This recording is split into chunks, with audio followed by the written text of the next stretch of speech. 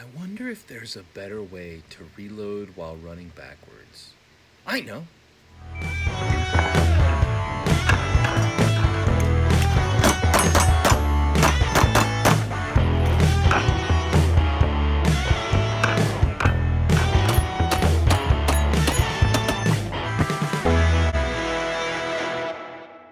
What's up, everybody? John McClain here.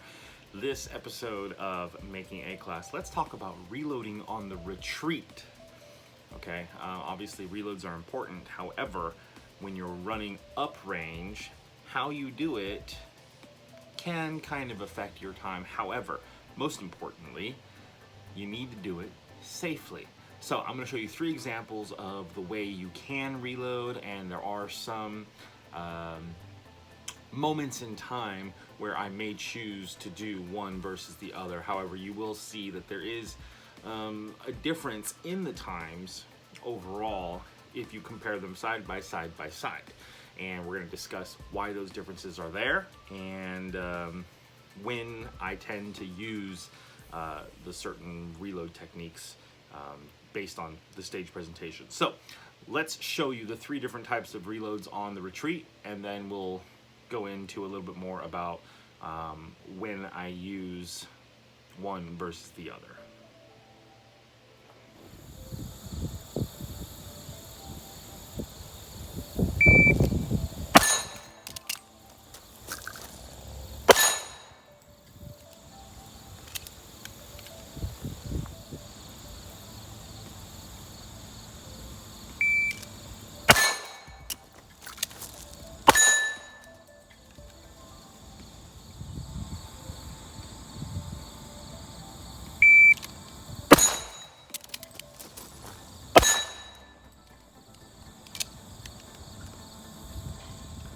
Okay, so let's break down some information here. On one hand, you can see that one of those times was fairly slower than the others. And why is that? Well, it's pretty simple. It's because we complete the reload first, then we start the movement, then we create the position, and then we break our shot when our sights look good enough for the target presentation that we're looking at. That means that we are doing 3 separate steps individually. And we've discussed, if you can find some way to morph several steps into one particular movement, that's the economy of motion. That's where we save some times. So in the other 2 examples, why is it that they're saving time versus doing a it's a good reload, but you're still doing a reload while basically static before starting the movement? Well, on one hand, we're going to drop the mag, grab the new mag, haul ass as fast as we can to our position, and then as we are creating our shooting position is when we begin our turn, insert the magazine, begin to present the firearm to the target, and then once our sights are aligned enough for the type of shot that we need to make, we pull the trigger. So we've created a 3-step process into 2 steps now. The beginning step is that we move while beginning the first part of the reload, which is dropping the old mag and grabbing the new one. And then as we're creating the shooting position, we are completing the reload step by inserting the mag, meet and greet, and presentation. So we've incorporated all those steps.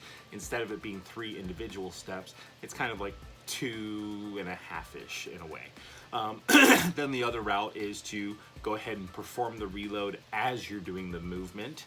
And the differentiation between when I will perform either the drop the mag and grab the fresh mag and run like hell versus completing the reload during the movement is really determined on which way am I running, and then which way is my next target presentation going to present itself. For example, as a right-handed shooter, if the next array that I need to engage is behind me and to the left, then I'm not going to perform my reload that way, or by doing the awkward, kind of sort of running backwards to keep the muzzle down range, because on one hand I get DQ'd, on the other hand I'm not really running backwards, I'm backpedaling, which is a very slow way to run.